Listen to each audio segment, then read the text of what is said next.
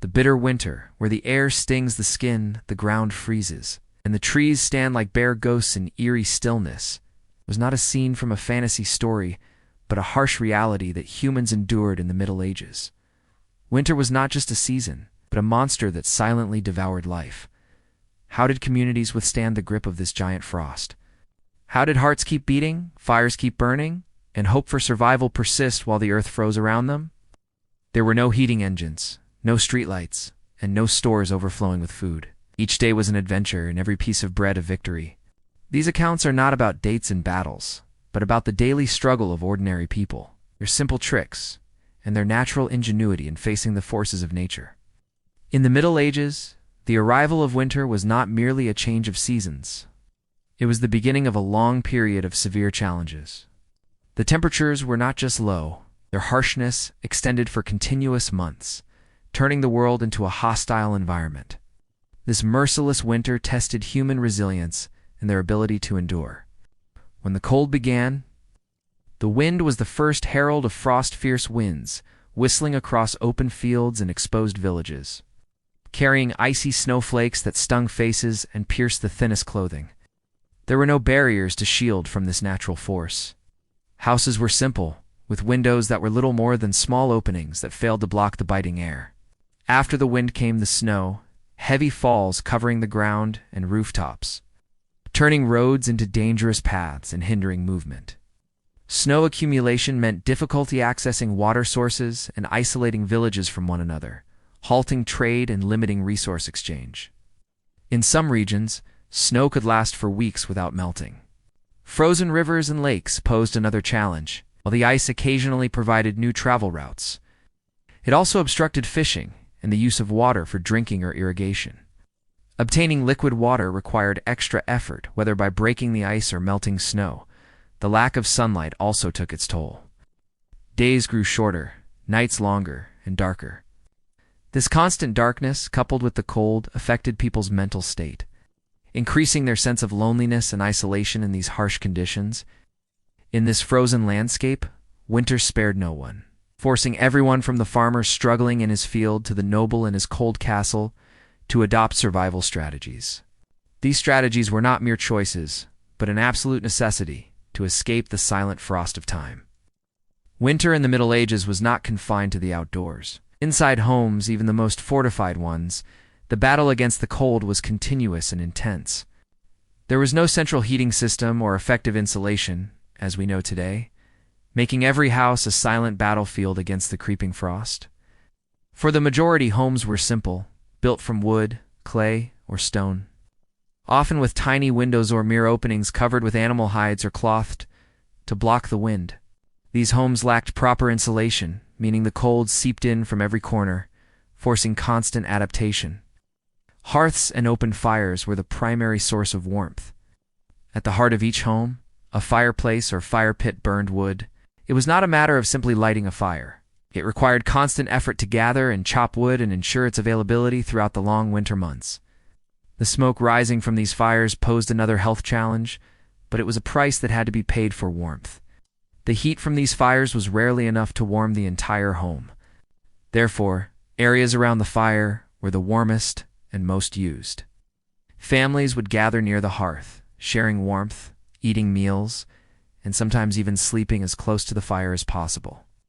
This gathering was not only for warmth, but also reinforced family and social bonds during isolation. To enhance warmth, people used everything available. Multiple layers of clothing were worn indoors as well as outdoors. Thick woolen blankets and mattresses made from straw or fur were used to cover bodies during sleep and to insulate cold floors. In wealthier homes, heavy curtains and rugs were used to insulate rooms and reduce heat loss.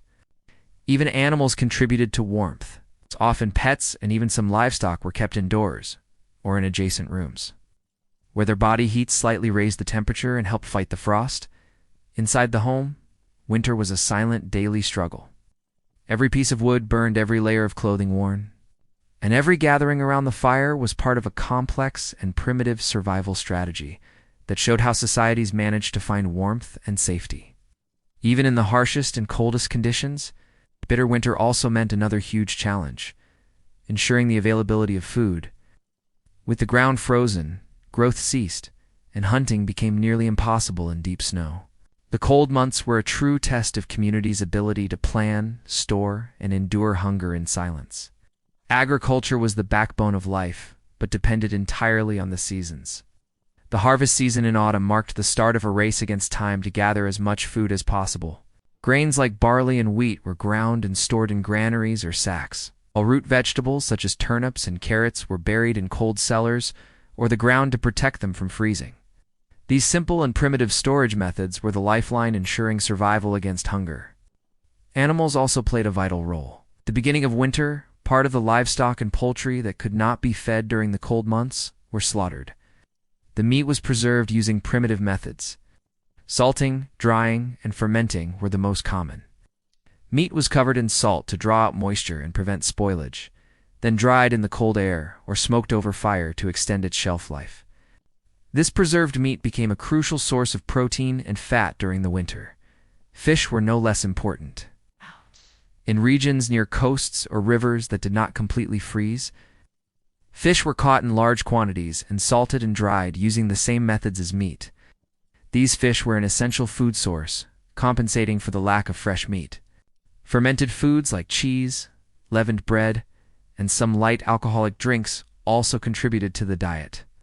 These foods not only provided calories, but also helped maintain general health thanks to their nutrient content. Every village and family understood that failure to store food could mean potential famine. Therefore, this process was managed with utmost care and was a vital part of community planning to face the winter. Winter as harshness in the Middle Ages was not only a physical challenge, but also had deep and hidden effects on the human body and mind.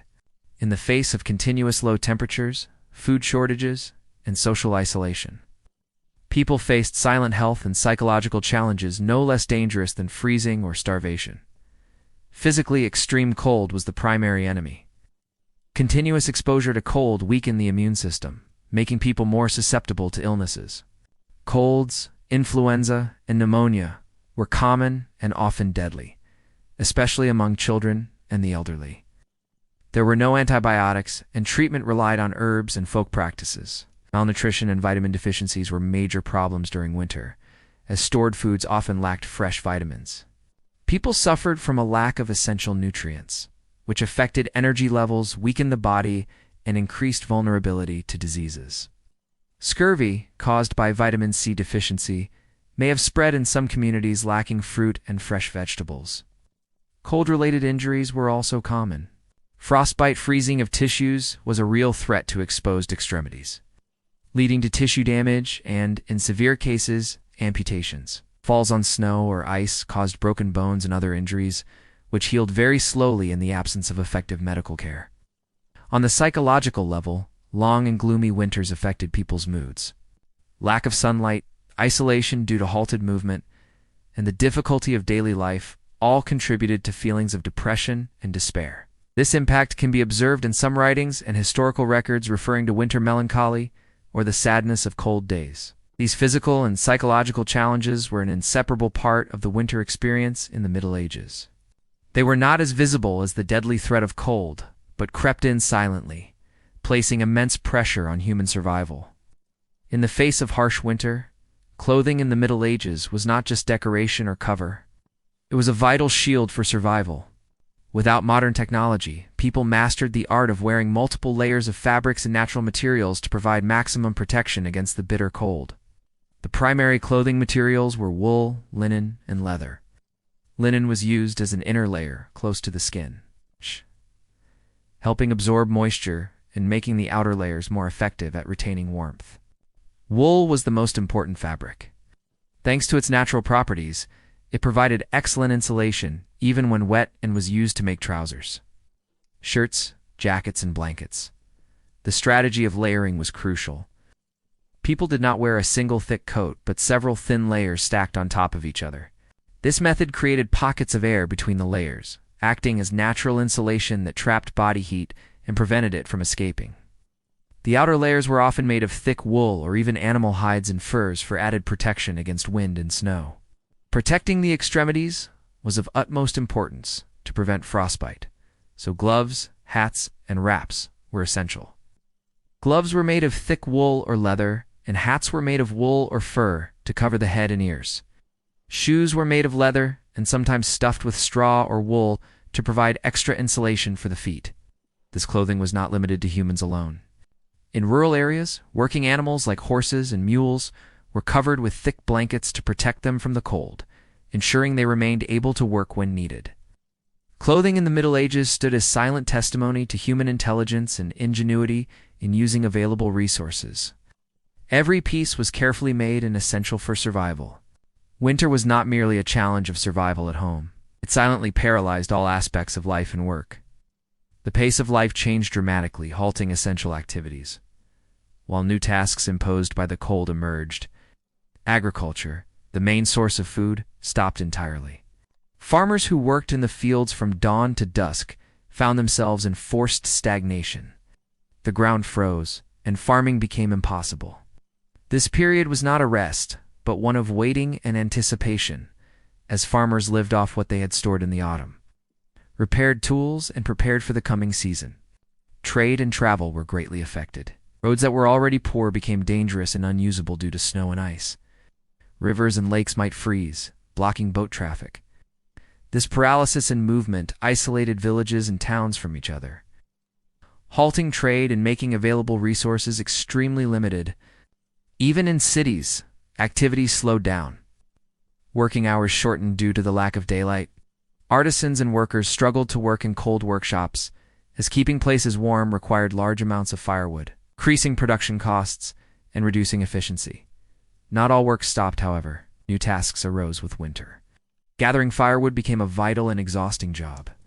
Men would go out in groups to cut trees and collect branches, a dangerous task in the freezing cold and snow. Snow removal from roads and buildings was another collective effort to keep life going as much as possible. In this silent paralysis, life took on a different rhythm. Social activities centered in enclosed places around fires. Stories were told, songs were sung, and handcrafts were completed.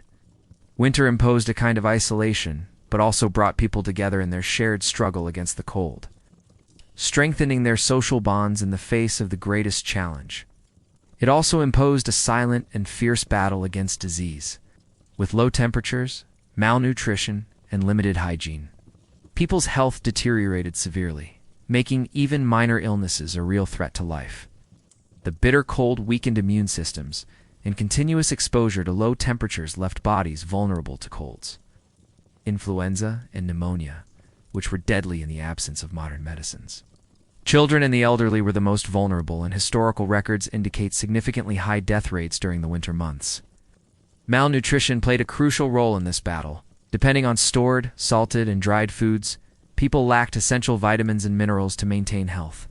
Vitamin C deficiency, for example, led to scurvy, causing gum, bleeding, and body weakness, making individuals more susceptible to other illnesses. Frostbite was another common and serious threat. Working outdoors or during freezing spells left unprotected extremities such as fingers, toes, and ears vulnerable to freezing. In many cases, these injuries led to permanent tissue damage or even amputation in the absence of effective medical care. Poor hygiene was another problem that worsened during the winter. With difficulty accessing hot water and firewood for heating, bathing was rare, leading to the spread of skin diseases and lice. Crowded homes with poor ventilation provided the perfect environment for respiratory diseases to spread. The battle against disease in winter was silent and ongoing. Treatments were primitive, relying on herbs and folk practices, often proving ineffective. This chapter of winter represented a true health challenge, reminding us that survival in that era was not only about warmth and food, but also about the body's endurance against hidden and fierce challenges. Winter's severity differed greatly depending on social class. While nobles in their stone castles faced the cold with some luxury, peasants in their modest homes fought an existential battle for survival. Nobles lived in massive stone castles and palaces. Although these castles were generally cold and damp, they offered better protection from wind and snow compared to peasants' homes. Large halls were heated by enormous fireplaces, consuming vast amounts of firewood, ensuring relative warmth in central areas. Castles also had private bedrooms equipped with smaller fireplaces and furnished with wool and fur blankets and heavy curtains for insulation. Food was not a significant problem for nobles. Their storerooms were full of grains, salted meat, wine, and ale stored from other seasons. They could endure winter without fearing famine. They also enjoyed indoor activities such as feasts, games, and nearby hunting, which helped relieve the boredom and isolation of winter. In contrast, peasants lived in simple homes made of wood, clay, or thatch. These poorly insulated homes were riddled with cracks that allowed the cold to seep in icily. This disparity did not only reflect living standards, but also shaped the experiences and memories of winter for each class. For the wealthy, winter was a season of relative comfort, while for the poor, it was a battle for survival where every day carried the risk of hunger and illness. This difference shaped the social structure of the Middle Ages, reinforcing the dependence of peasants on the protection and resources of the nobles, who in turn relied on the labor of peasants for survival throughout the year. The harshness of winter also pushed communities to develop collective practices that eased the burden of the cold months. Religious festivals and celebrations like Christmas and other local traditions played a vital role in lifting spirits and strengthening community bonds. These occasions often featured shared meals, songs, and dances, creating moments of warmth and joy amid the darkness and frost. In addition, traditional knowledge and skills were passed down through generations to help people endure the cold. Techniques for preserving food, making clothes, and building homes were essential cultural inheritances that ensured the continuity of life despite the severity of winter. The Middle Ages also saw innovations emerge from necessity.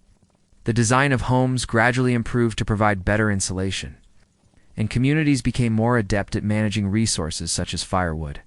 Even small adjustments in clothing and daily routines could mean the difference between life and death in the harshest months. Yet, despite all the strategies, winter remained a formidable force. Every year, it reminded people of their vulnerability and their reliance on nature. The cold was not merely a physical challenge, but also a spiritual one, shaping beliefs and inspiring prayers for protection and mercy. When spring finally came, melting the snow and reviving the earth, it brought with it a sense of renewal and victory. Surviving another winter was a cause for gratitude, a reminder of human resilience and the strength of community bonds. Winter in the Middle Ages was more than just a season. It was a test of endurance and unity, an annual trial that shaped societies, forged traditions, and left a lasting mark on history.